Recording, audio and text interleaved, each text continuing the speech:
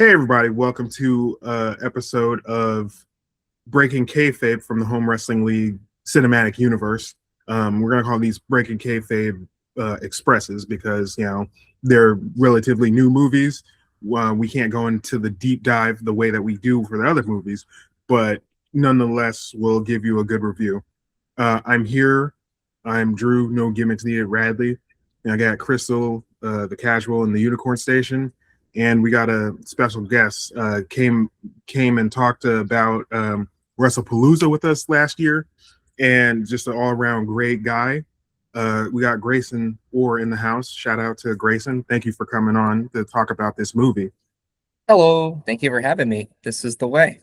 This is the way. I want to start this review off. Most of these are just money grabs, and I respect that. But there's sometimes where the money grab can get me, like even me, where I'm just like, damn, I have to get that. So I told Crystal about this yesterday, but I went to the store and I got these. I love it. I love it. Hold on. They're called Nilla Nummies. I did not remember this part. I need to eat those. Yep, and this is the official. This is the official unboxing of these Nilla Nummies, the Grogu version, because you're opening it now. Yeah, exactly. We're trying to do a product spotlight in here, so just opening them up. Okay, am I a crazy person, or I always thought they were tiny blue macarons? I did not know they were just cookies. They're macarons. And see, these are blue vanilla wafers. Wow. Oh my gosh, how cute. Do they taste like from a galaxy far, far away? Yeah, they taste like product placement. Nice. Very delicious. That's funny. The Mandalorian and Grogu movie came out last week. Came out on the 22nd, the number one movie of the weekend. They say it kind of underperformed for what it was, but at the same time, it's a $150 million movie. It made its budget back in the first week, but it's a Star Wars movie, so people were expecting it to have a very big turnout. Right. But the funny part is, what happened was the unprecedented success of Obsession. Obsession is the horror movie that came out from, I'm blanking on the director's name. Ray Baker. There we go. Never mind. That movie just came out of nowhere and it's kind of eating a bunch of people's lunches and shit. So shout out to that movie. It's very fantastic. The girl who plays the lead, Indy, blanking on her last name, like, is a fucking revelation. Hopefully, like, when the Oscars do its thing, hopefully she'll have some sort of nomination of some sort. But it's really good. Yeah, they gave finally, Demi Moore got something for a horror movie that's, no one would expect it to get anything else, but she got a nomination. Yeah. And deservedly so, because she did some crazy work in that movie. Shout out to Elevated Horror. That was Elevated Horror. No, but I think right now, like, there's a lot of entertainment stuff in media, especially for like younger people, and I'm talking like maybe even high school age people and like people in their very early 20s.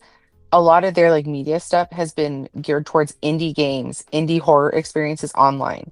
Like so much of it. So the fact that like something like Obsession is huge right now, made, on a very small budget, and it's very like, just this is the story. It's one little, compact, crazy thing happening. It makes perfect sense to me that would be way more popular than Mandalorian and Grogu. Because, even our generation, because I am older, I'm in my 40s. We're also like, if you're not exactly the right type of fan, the series has not been geared towards you for a minute. So I agree with Crystal, but it, for one, it's like, you have these YouTubers like not just Curry, but now Kane Parsons this coming week as we're filming this with Backroom. Oh, that's right, yeah. And then even prior, before those two filmmakers, we had, Chris Struckman with Shelby Oaks, Gregor from Wise Kids which lived on YouTube and IFC for a little bit. Filmmakers who are our age or younger finally getting their voices told. through what we grew up in, this new media realm of cinema, which is YouTube, dare I say. And it's funny because we look at it as content, but this is what Star Wars has become. It is content now. And I do agree that I would even stretch it further to Star Wars isn't special anymore. It used to be an event. We would go to the theaters to go watch an episode or even a story with, Rogue One or Solo. But fortunately, Solo bombed because of the Last Jedi backlash, and it came out 5 months after Last Jedi itself. And then you fire the original filmmakers, which is Phil Lord and Chris Miller, and bring on Ron Howard, and you have that whole fix of trying to make a movie work with something that isn't there to begin with. Yeah, it makes me think about Solo. You are right, where you're just like, yeah, these guys don't know anything about space filmmaking. What's the next thing that they actually make together? Project Hail Mary. Oh shit. Yeah, and in between that, from directing, they were writing the Spider-Verse films. So it's kind of funny to me that like Disney with Marvel and Star Wars. Then I bring up Marvel because they don't own Spider-Man. And the best Spider-Man films are the Miles Morales ones that Phil Lord and Chris Miller have written and produced. Mm-hmm. It probably had a really great Star Wars movie with Solo, but they got rid of them. And then they would go, hey, Project Hail Mary. And that was a success for everyone. Yeah. It's funny how, like, again, Star Wars can be special to someone, but for me, when you're getting 20 years of television shoved down your throat with all these amazing side characters, and then television and movies that just don't hit. And besides Grogu, it's been 7 years since Star Wars as a movie, which was Rise of Skywalker, which we all know how that turned out. Star Wars is in a very rough place, and to get on my little bit of a TED talk, I do find it interesting that everyone thinks they know what they want from Star Wars, but I really deeply believe no one knows what to do with Star Wars right now. It's because now Kathleen Kennedy left Star Wars, and we saw all the projects that they were just trying to come up with during COVID never come to fruition. The only one that really stuck with the world was Andor. I've only seen Andor. Andor. I know it's actually a very easy mistake. I can see a lot of people doing that. It's the only thing that stuck with the culture because like it's won Emmys and like it's a great TV show. Like I've only seen the first season. The second season is where everybody's just like the show's a revelation. So sorry, Drew. Real quick, it's funny you say. I agree with you. I feel like with Force Awakens, it was a come to, okay, we're good. Everything's going to be fine. This is Star Wars for not just older generations, but the new generations, because you kind of semi-remake it to a legacy sequel. It pulls a Creed, it pulls a Tron. It's good. It's going to work. Then you have Rogue One, which everyone loves, it seems like. Then you had Jedi, which broke the fan base in half. And that's me putting it lightly. And then Solo was repercussions of it. And Skywalker was a Frankenstein of a movie because you had to make a release date. And in the meantime, we had great television like Andor, like Mandalorian itself, and some soft hits like Obi-Wan, and then some mixed results with Book of Boba Fett. So again, here we are now. We don't know what Star Wars is with Mandalorian and Grogu. And the only thing I can think of for Star Wars in the future is Starfighter, which we can talk about later. Because you said Star Wars is not special anymore, and I agree with you. It's not like an event, because I remember I think I was 13 when they started having the prequels in theaters, the Phantom Menace, all that stuff. And that was an event for me, because I grew up watching Star Wars like my entire life. So I was like, oh my gosh, we're going to see how, Darth Vader came to be. And I know a lot of people out there, they have their opinions about prequels. I already know what happens. Why do I care? I'm like, bro, it's about the journey. That's why. It is about the fucking journey. Yeah, I know how life's going to be. We're all going to die. Who gives a shit? Exactly. Let's get to that point. Right? Exactly. Thank you. So I remember that happening. Big, huge deal. I remember when they re-released the originals in theaters. And I was just like, this is amazing. I love this. This is, it is nostalgia. It is for your childhood. Because if you imagine seeing some of these movies, if you watch them now as an adult, even if you love them and you watch them now, you're just like, is this the best? No. But is it fun? Yes. Well, I argue Phantom Menace has aged very well with what's going on in the world right now of today. It sure has. Oh no, here's the thing. I used to be really tough on the prequels, and I Yeah. still am because I have a whole entire screed about Padme. In her defense, like if I had to go and do a TED Talk or like a PowerPoint, it would be about this. This would be my thing, but that's a whole other podcast. I love So, it. we can talk about it sometime because I have very strong feelings. Anyway, but the prequels to me are very good now because they know what they're doing. They are Yes. existing in that world perfectly. It's like this is Star Wars. It doesn't need to be anything else. Then we get with the newer ones. Last, like you said, Force Awakens. Great. Honestly, it was bringing new kids in and bringing us back, right? Yep. I loved The Last Jedi. I was like, we are doing new shit. I love this. Let's do new shit in this universe because it needs to fucking happen. I And then agree. they gave us Rise of Skywalker, and I was like, so we just ignored that last movie is what happened here. We're Yeah, ignoring that. That's being retconned actively right now. yeah, Like, and that got retconned because the online backlash slash a bunch of white supremacists and Russian bots yes. decided to be like, we just don't like this movie. And the weird part is about The Last Jedi, it's a good movie, but it's the only Star Wars movie to ever exist that didn't have any production problems. Every Star Wars movie has production problems, and the only one that never had any sort of production problems was The Last Jedi. Interesting. Funny you say that too, because I was watching podcasts and they're like, they're saying Last Jedi is a highbrow movie. No, it's just a great movie. Yeah. It tells a story beautifully, and Mhm. problems or flaws, of course, every movie does. It's an art form. They're imperfect. But if you can't get over like the simple fact that this movie questioned what the Jedi are, Yes. because they're not good. They kidnap children and force them into being Jedi. We see that clearly in episode 1. But Yeah. No, it's true. That's why I liked it because one, it was questioning them, and it was also my big thing about it was that, you've had this whole thing with the Jedi being this, you know, what's the word I'm Monolithic, looking for? What? like monolithic. Well, yeah, like a monolith, but also they were like this they're revered and like Buddhist. legendary, They're, yeah, they're Buddhists. Buddhist. Yeah. Yeah, they're Buddhists, that's true. But they were also like this like legendary, like, oh my gosh, Jedi. Like, it was like this Mm-hmm. either you were terrified of them or you were like, wow, they're like above us in some way because they are, force sensitive people. Yeah. Mando Grogu. The end result of all this is the Mandalorian and the Grogu movie. Exactly. I'm with you guys. It's not bad, but it's fine. There must be some mistake. I can get you more credits. I can bring you in warm, or I can bring you in cold. Getting to the Mandalorian was literally the day one show launch for Disney Plus. I love it.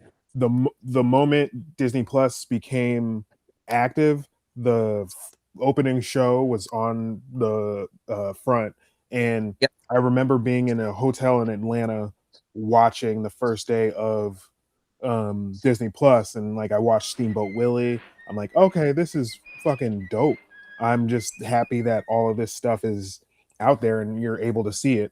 And I watched the first episode of The Mandalorian. I'm like, okay, I'm actually with this. I'm really cool. And I will say the first episode of The Mandalorian, one of the greatest first episode reveals because he does all that stuff.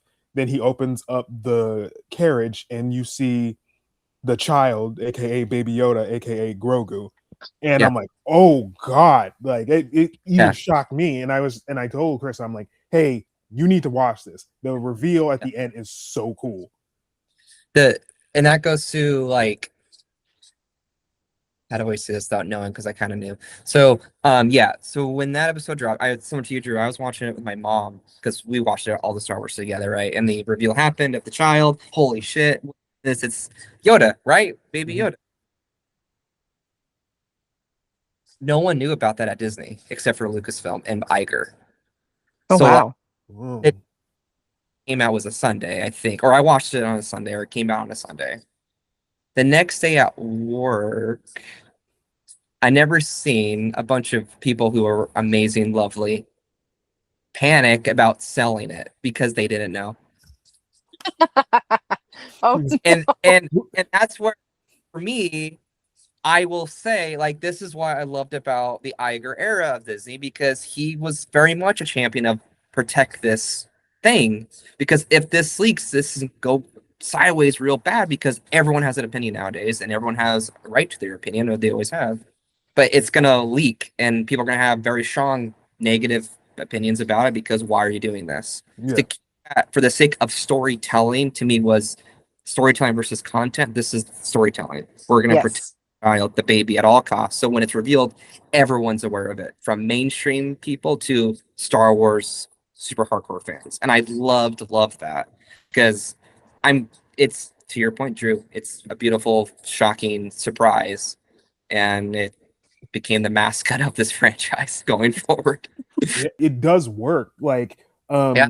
the whole thing with toy, because like when they're making merch like vanilla wafers, Mhm. when they're making merch like this, they have to know months in advance that Yeah. is the thing. So you saying that makes everything make sense. And that's it sort of happened with K-pop Demon Hunters, but not really, because K-pop Demon Hunters was going around being like, hey, we got this movie coming out.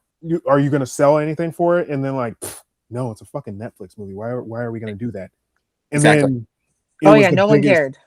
right? No And one that's cares. why now they're all rushing to get whatever they can. It's taking them, I think it'll either be the end of this year or sometime this year when they're going to drop like the official Mattel, I think, or something official, not Mattel, but like some official sort of actual legit K-pop Demon Hunter like collectible dolls. I think they already did. I just can't remember Like a how much they're going to be. Like a Barbie? Is it going to be a bar? You said Mattel, so my mind went Barbie. I don't know if it's Mattel. I cannot remember, but I know there's an official like trio, and it's like those dolls that are definitely not meant for little children to play with. It's like for collectors to, collect. So not an action figure. Exactly. Exactly, a non-action action figure.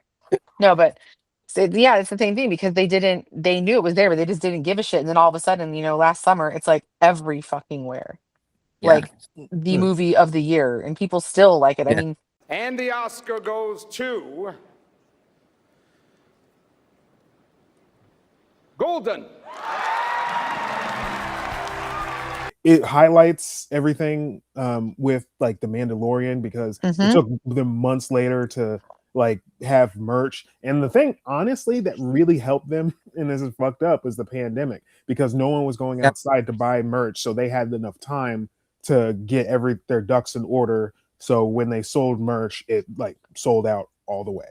and it helped too that, like you said, the pandemic, nobody was doing anything. Nobody was going anywhere. Like Excuse me. I was at that time I'd had like a major surgery, and so I was hospitalized, but I was by myself because nobody could come visit me. So I remember that's how I remember The Mandalorian first seeing it. Was watching it on my phone on a stack of books so I could not be bored in my hospital room. Yeah. But yeah, so like like you said, the pandemic was a good time for that because it was a familiar thing and it was done really well. And it had, the cutest little animatronic we've all ever seen, which is, the child, Baby Yoda, Grogu. Thank Warner Herzog for convincing them to use a puppet and not Oh my CGI. God. And you know what? The thing is, and I noticed this and I know Drew noticed it, in the movie, they have stuck with that. There's puppetry. There are the giant fucking robots that look like the Rancor. Yeah. That movement, oh my God. I was like, this is it. This is what we need. More of this, guys. More of this stuff that looks old and looks real and Yeah. looks dirty and weird. It Give me was more of that. all those monsters that were in the arena were the Oh my gosh. monsters on it was the chess set in the first movie. I'm Incredible. glad I was like, that's smart. I like that. Yeah. Perfect. It's like wearing the director's hat that day. Real tap in the temple behavior.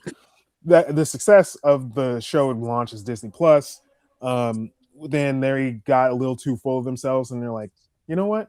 Let's do Book of Boba Fett. I haven't seen Book of Boba Fett, but somebody told us that you only have to watch the last 2 episodes, and I'm like, okay, That is true.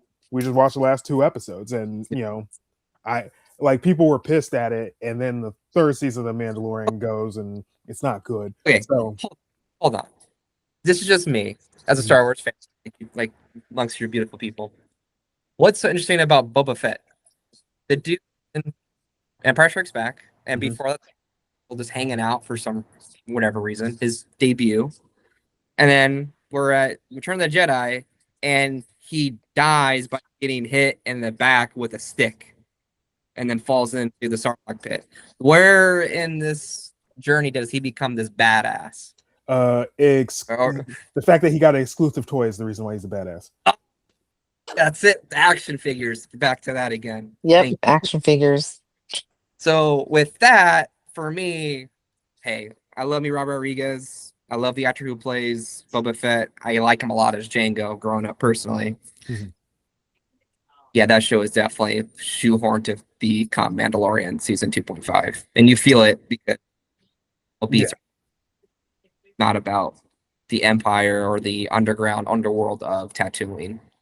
Yeah, it was just, from what I saw. And then also, I'm just not a fan. Like, we had this conversation just quickly about the whole everything has to be about Skywalker. So at the end of the second season, I was just like, oh, okay, now it's about fucking the Skywalker. It did work for me, but I understand the like where the galaxy is small again because we have to have Luke. I think for me as like pandemic, I needed a familiar face, so it was nice to see Grogu be taken away by someone that we know is like the most purest heart of all Star Wars, which is Luke Skywalker. So that's why it works for me. But I definitely understand that criticism of, again, we need more than just Skywalker. Yeah, the movie as a whole, and we could summarize some of it. As a whole, like, it worked for me. I didn't really. It's a refrigerator movie where when you're in the theater, it works. And then you get home and you get into your refrigerator and you're just like, where was the story? And then you break it down like once you're out of the movie more than anything. So that's what happened with me. Like, if this movie was on, I'll still watch it. Like, if I'm not doing anything, I'm gonna watch it on Disney Plus. I won't own, well, I might own the DVD. It's probably a better quality. But I was telling Crystal last night, the actual movie making of this movie is really impressive because they incorporate like good CG, the puppeteering work, the stop motion work with the monsters in the arena, and then at the end when they're on the Hut planet, like, the filmmaking is impressive. Like, Ludwig Göransson, man, like, he is on fire again. Another man, he is putting his whole foot in that goddamn score. If you would have watching Fruitville all those years ago, when this dude's gonna be doing Creed, Star Wars, anything, I'm like, he's very talented, but I don't know, man. Like, that's just a tiny movie that is great, but here we're killing it with Sinners and this. So, like, he was doing songs with Childish Gambino. Like, he was the co-producer of a lot of those early songs. Didn't he do Community for a little bit too? He was the score. He scored Community. Right. Yeah. Just like how the Russo brothers came from Community, and a bunch of showrunners came from Community. Ludwig Göransson, 3-time Oscar winner, came from Community as well. But the filmmaking of this movie is really good. Just there is such a lack of story and there's a lack of resolution that I have an issue with. But I will say the opening scene where they're in Hoth is fantastic. The one-shot action sequence where he is fucking up all the people in that room, I'm like, oh shit, this is really fucking cool. And it shows you how badass Mando is. And Grogu is just like, I'm goofy. Let me stop this. No, he did that. He did his part. He's a baby. He helped. You good? Yeah, 50-year-old baby. Exactly. He was tasked to get the man for information, but the guy tried to blow him up, so he's just like, well, we just gotta kill him.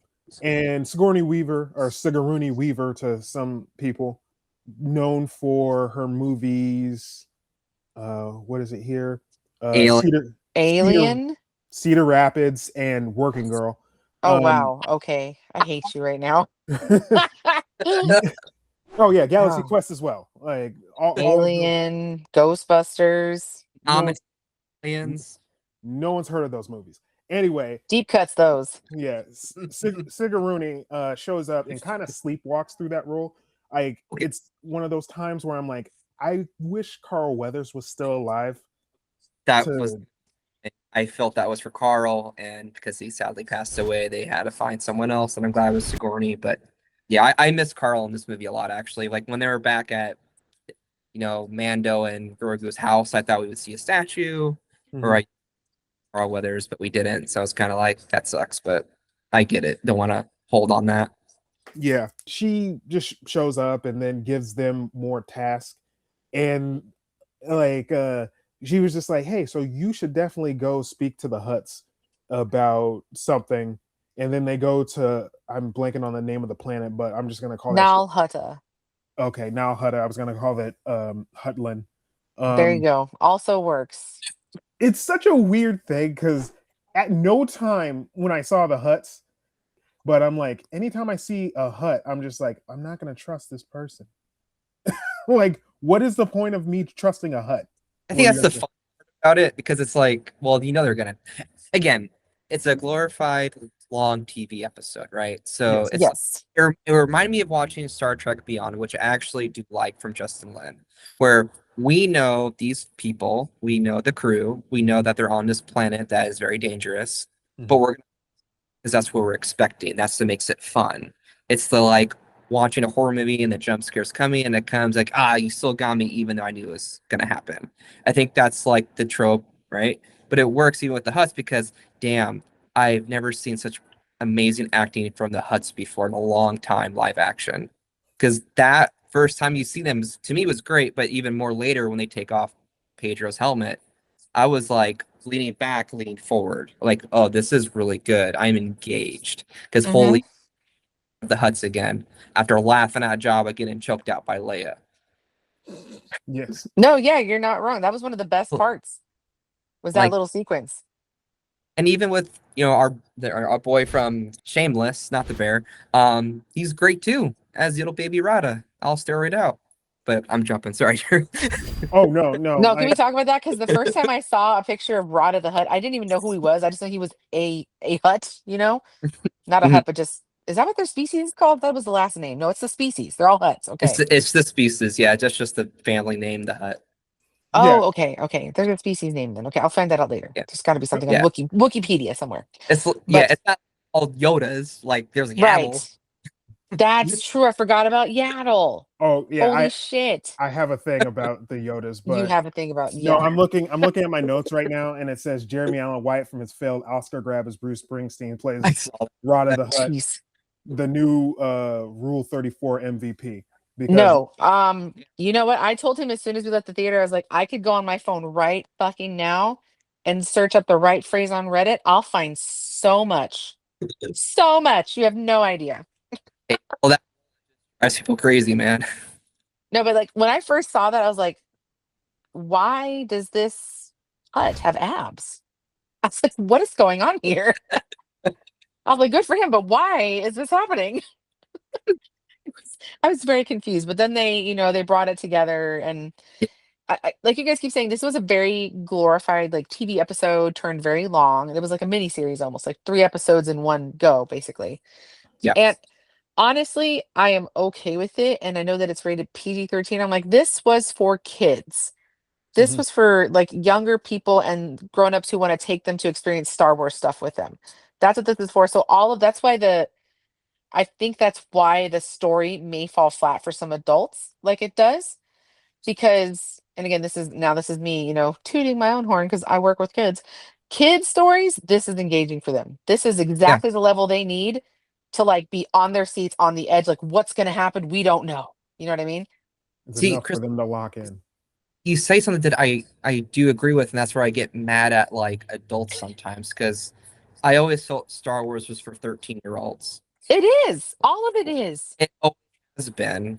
Like, and then people go, oh, what about Andor, or what about Solo or Rogue One, more so Rogue One. I'm like, yeah, that's still like a mature 13-year-old kids show. Like they're not glorified violence. This still about stuff in these shows that a kid can understand what it means to see what fascism looks like.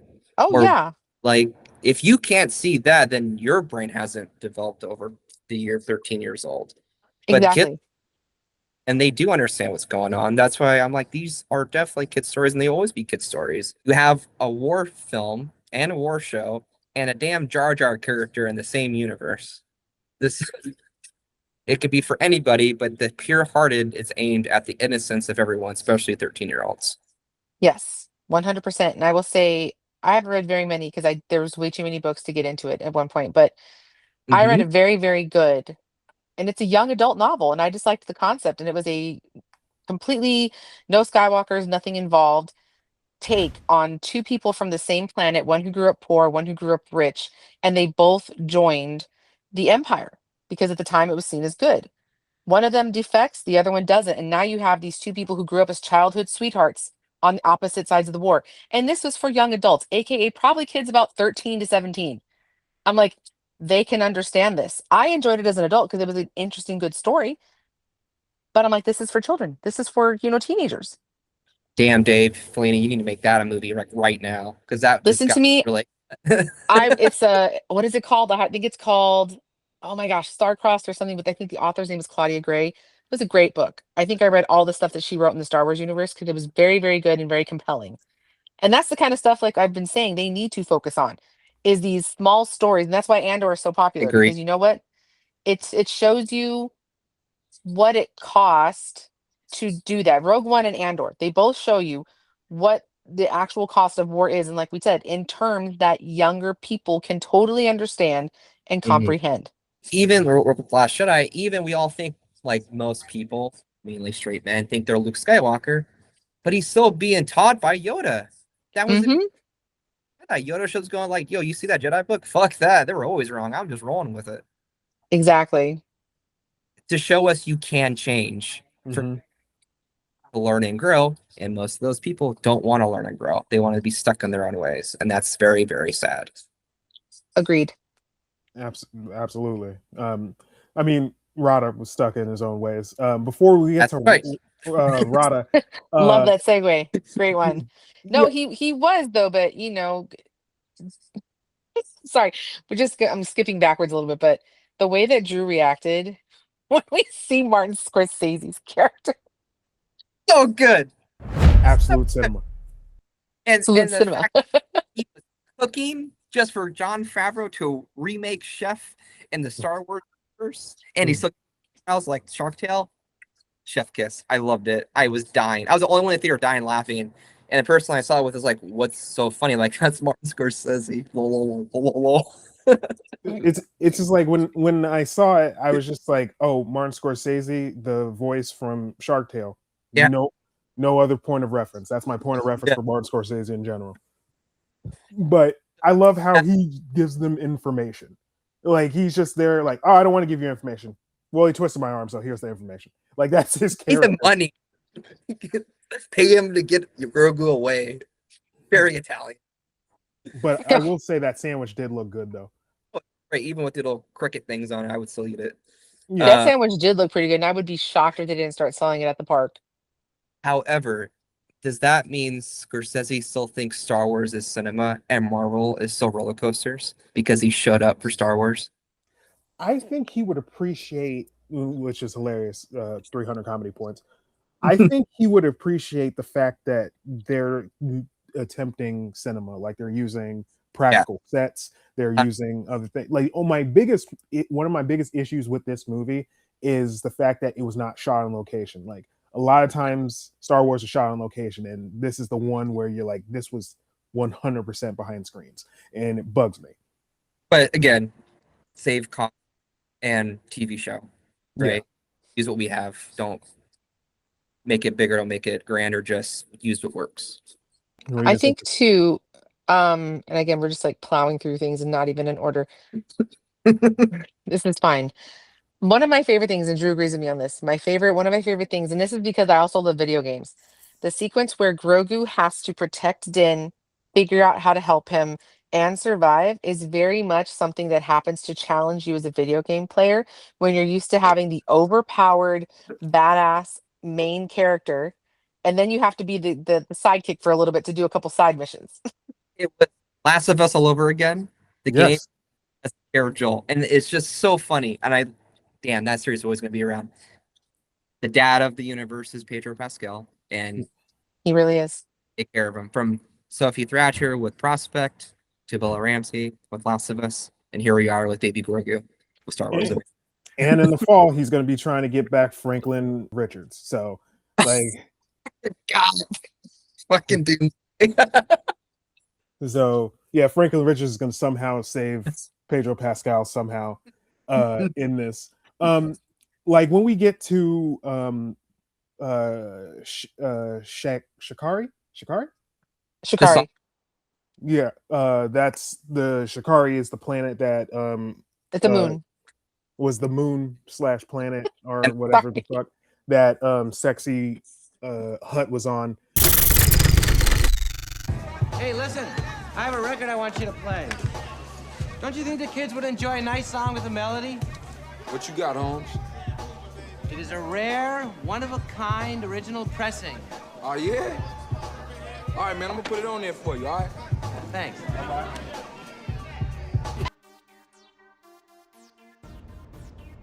That is the moment that I was with it because Ludwig Göransson was just like, let me put a trap beat in That Star 80s Wars. score, that was insane. That was nuts. Those synths. And then the 808 came in. I'm like, do you know what you just did? Like, was that something that Disney was just like, oh yeah, we approve of this. but Rada is fighting. Essentially, he's just a gladiator, overqualified gladiator, just leaping on people and shit, and just like making them pass out. So it is decided that Rada is going to be killed in his last match, and then Din Djarin was just like, "Yo, they're going to kill you." He's like, "I don't care. I'm better than my dad, so you know this is how I'm going to make amends." And so they gas him, and then they put them two in the pit, the fighting pit. They fight all the monsters that were on the chess piece in the 77 movie. They get out and then they capture Rada, and Rada's just like, we're Huts, so we're gonna trick you. There's a reason why the Huts had only a baby picture of Rada. And I'm like, come on, guys. Sigaruni, come on. It's funny though. We was like, you have a photo of him, and they show his baby look from Clone Wars. That was pretty funny. And I'm just like, come on, man. Zeb was there from Star Wars Galaxy. Very Rebels. Sorry, I don't know why I said Galaxy. Rebels. It's okay. That's why I'm here. But I did like seeing a live action Zeb though. That was kind of cool for me. I very much enjoyed that. Live action Ahsoka's been cool. Zeb's been cool. Like we had Hera. She showed up for sure. Cad Bane. Yep, we had all those people. And that was actually very cool. I very much enjoyed that. I'm okay with it. I like it. But yeah, continue. So they're basically using him to get to be the head of the Hutt cartel, which if he was gone for that long, couldn't you just be like, hey, so we're the head of the it would seem easier to just be like, he's dead. Is there something we don't know about? Like, is there some sort of like cultural thing they have to do? Well, Guys, refrigerator. It's just a refrigerator. Just keep going. Exactly. That's where I think you are right, Grayson, in that a lot of people can't do this thing where they're just like, oh, well, I have to meet the movie here, and I can't go past that, and that's fine. They think that every single story has to have a past this point. I'm like, it doesn't. It does not. It doesn't have to do that. Doesn't have to be. It doesn't have to be more than that. It's fine. Yeah. Rada essentially tells them that, hey, you do know the guy who was leading you on astray and gave you the big ass crystal assault is the guy that you're looking for. So if you capture him, you can get all the information you're looking for, and you'll just go over the Hutt's head and get your information. So Mando does that. They go there and get the information, and the Hutts are just like, oh, we're angry, even though like we're fucking criminals. They go back to the planet. The thing that's actually interesting is in that fight, they're flying off and the ship has limitations on it. and so they can't really go as fast as they want to because the ship has limitations on it. So what do you do when the ship has limitations for it? You call the Babu Friks, which the MVP of that piece of shit 2019 movie is Babu Frik. I will die for Babu Frik. Oh yeah, your love for Babu Frik, man, that goes all the way back. I remember seeing your Instagram. He's one of us. He does enjoy this movie. He understands.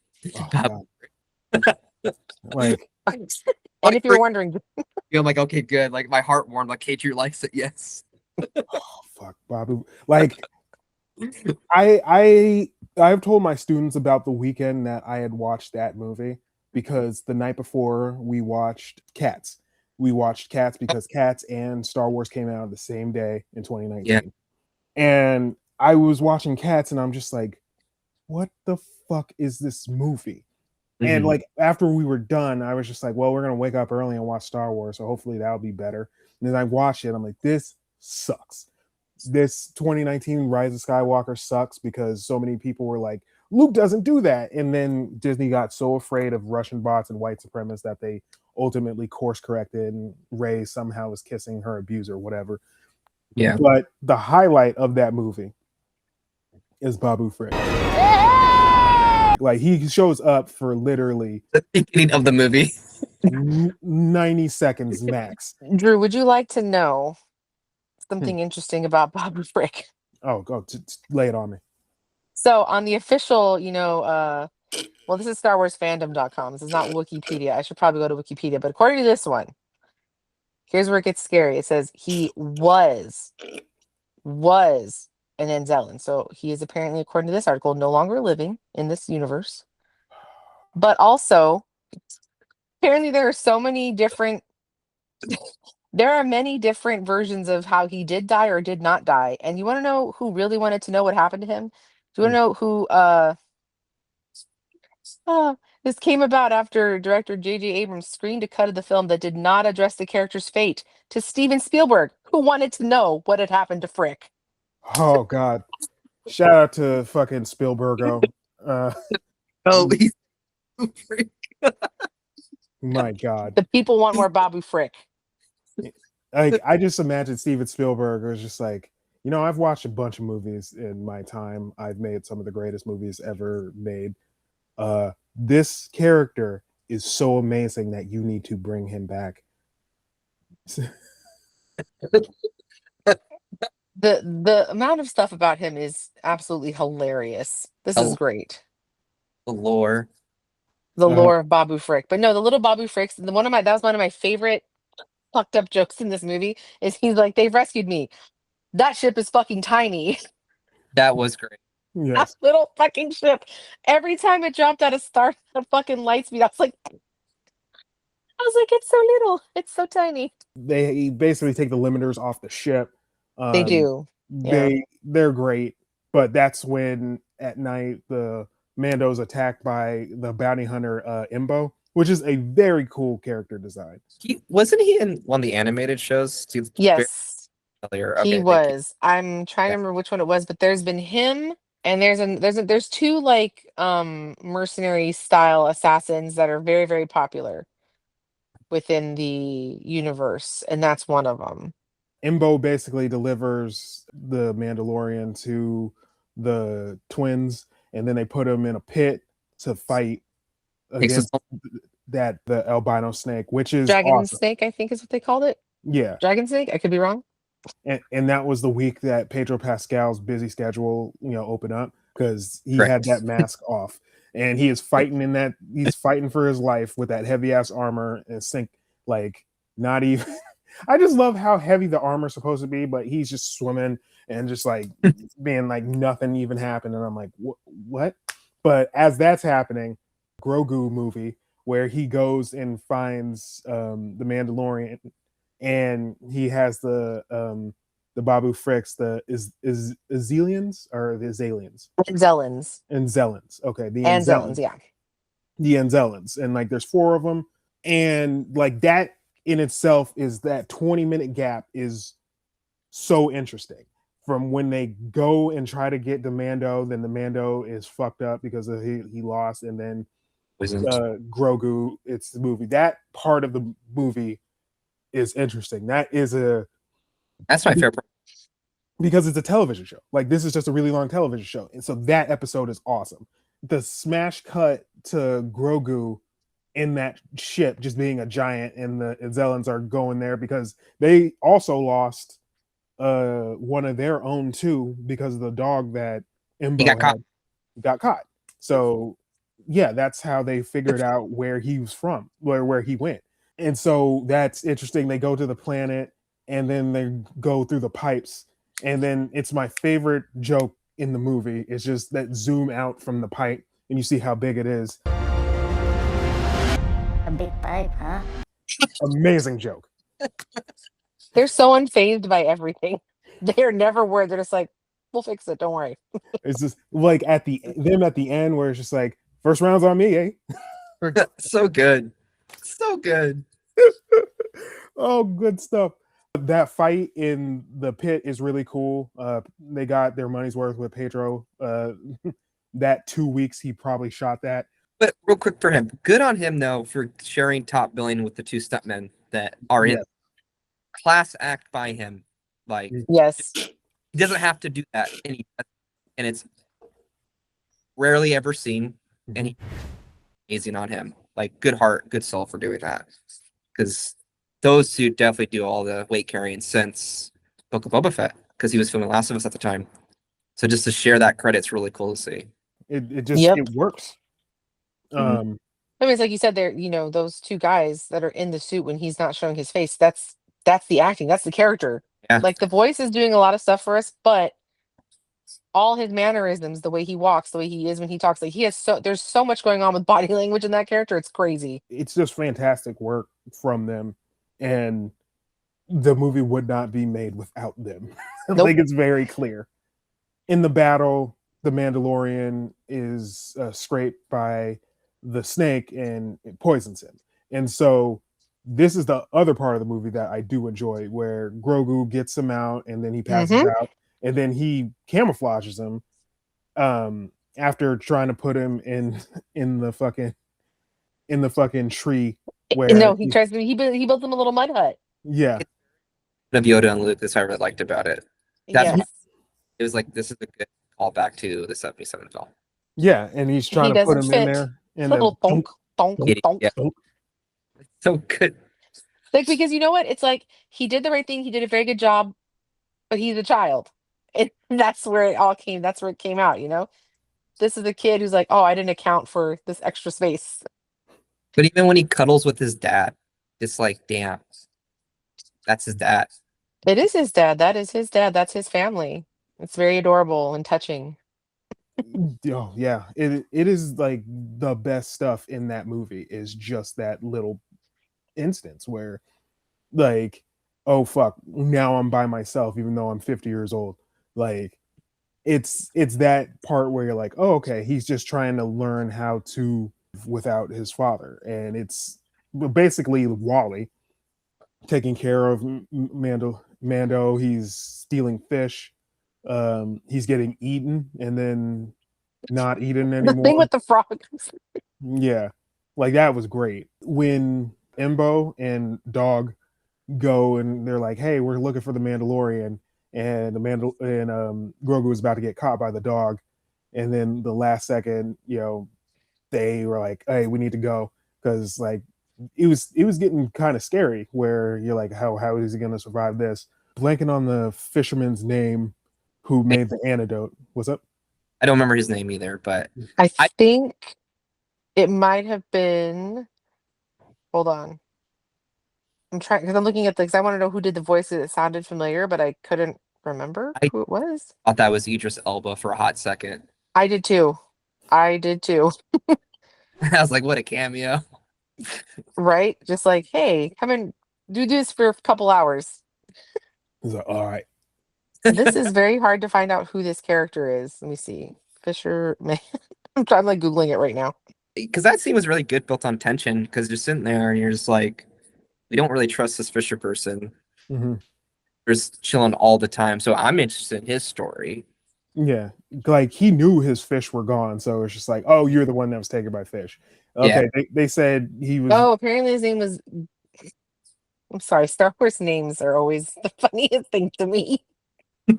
His name is, I'm assuming it's pronounced Gatori, but it is spelled like gator with an I at the end. Hell yeah. Get it? Does it say who played him? Yes, apparently Stephen McKinley Henderson. I don't know who that is. Probably But just a that's really probably good the point. voice Probably a actor. voice actor who's been doing stuff for a long, long time. Yeah. But he makes them the antidote, and then Grogu goes and gives Din Djarin the antidote. This is the point of the movie where, and I know Grogu doesn't talk, but this is the point of the movie where if Grogu would have said his first word in English, it would have been like people would have liked this movie a lot more. Like, Yeah. not like dad or some shit, because like he hasn't addressed him as his father, but it's like the way, or it's just something like if Grogu would have said the way. That's something you hit on for me, because that was always my like headcanon, like in an alternate universe of Star Wars, Mando and Grogu, where season 2 happened, but we never saw Grogu again. Like we didn't have Book of Boba Fett 2.5. Season 3 was all about Mandalore, Bo-Katan, Mando fighting over the Darksaber. Like we don't ever see Grogu again. Mhm. And you would ever see Grogu is Din Djarin older, pinned down, almost dying, and then you see a little tiny green lightsaber pop out of nowhere. Badass Yoda-esque figure just kills everybody around, protecting the Mandalorian, and all you hear is the way this is. Oh, incredible. That's how I would have reintroduced Grogu. So to you saying that, I was like, yeah, we should hear the way, or something more than Patu, because I love it, but damn, that kid says Patu for everything, because I don't know what that means anymore. But there should have been some kind of character development, or Yeah. some arc of they are closer. We have us as audience have heard his first word, even if it is something that as very cliche as dad or father in that universe or his language, to where like, oh, like he's gonna start talking soon. Yes. I 100% agree with you, Drew. Yeah. Like I think that would have people would have been like, okay, I've come out of this movie, there was some character growth. Like the character growth that we get literally at the end is you can push the button now. Yes. You can drive now. You're not talking, but you can drive the space vehicle. Yeah. Men in Black in that damn movie. He pushed the red button. Right. He pushed that button real good. He goes to sleep right besides the Mandalorian, wakes up next day, Mandalorian is better. And so they go into that ship that was abandoned. Instead of leaving the planet, they just crash into, which that scene is awesome. They crashed into the Hutt Kingdom. They just start fighting people and shit. And I'm like, okay, this is cool. Well, who doesn't love a little bit of vengeance? Come on now. And so as that's great. happening, the Babu Friks are like, hey, we said we're going to come back. Haha. I'm like, oh God, this is incredible work. And they come back with an entire army, including Dave Filoni and Sigourney Weaver. And I'm just like, wait, so you guys are going to bomb this place? The fuck? Why are you bombing it? Wait, why are you guys bombing? They gave us bad information, so we're going to kill them. What? Tie them loose ends up, okay? Yeah. No more Hutts going forward in this franchise. It's like, we're not dealing with these Hutts no more. Fuck them. Just the good one. Just the one we can trust. The Mandalorian and Imbu fight because they captured sexy Jabba. They free sexy Jabba and then get the hell out of there. And they're like, hey, Mando, you got to get out of that building. We're going to blow it up. Well, why are you going to blow it up? We're just going to blow it up. Don't worry about it. So they jump out and then land into the pool while that building blows up and kind of destroy the planet, which is kind of funny for no reason. Like there's no logical reason that they did this, but the part I laughed at is the Babu Friks shoot the animal that was in the tunnel because they had already put the slime on his face, and so they come in, and he gets vaporized, and then they're like, "Yeah, we got him, we got that fucker, he's gone." that happens. The huts are eaten by the snake. That was Uh, horrifying, by the way. What a way to go. That That was was gnarly. yeah. You know they're alive in there. They're not dead yet. Oh yeah, they're just gonna suffocate to death. But they're huts. So can you really trust them? This job that you're gonna ultimately, you know what? That's literally. I'm putting this together. The movie is about him getting a ship, and then the other part of the movie is about Grogu finally pressing a button. There's literally the only two beats of character growth that happen in this.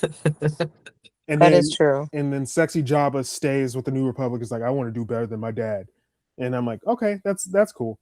But that's Admirable. literally how the movie ends, and I'm like, huh. My thing is, if they're not making any more show, then I'm going to be very mad. I would like to see more now. That's where I'm at. I vaguely remember, wasn't their original plan when he was going to do like an Endgame type movie with all the show characters, including Ahsoka? They should. For that to work, but at the same time, not a lot of people watch the animated stuff. That's true, and there's some wild shit that they brought up in the animated stuff. Let me tell you, if you've watched Rebels, you know what I'm talking about. There's Mhm. some fucking timey wimey shit that's like Time Lord stuff happening there.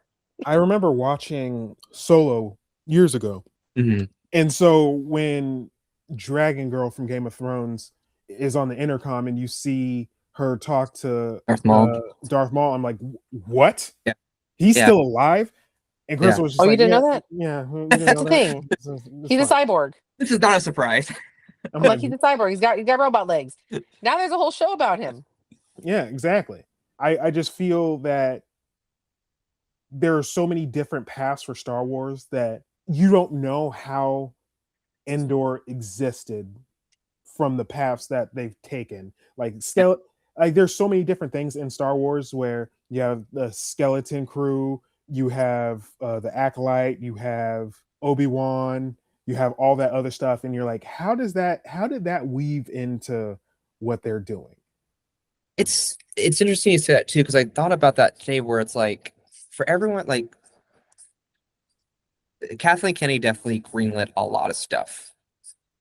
Some missed and some hit, but when they hit hard, like Mhm.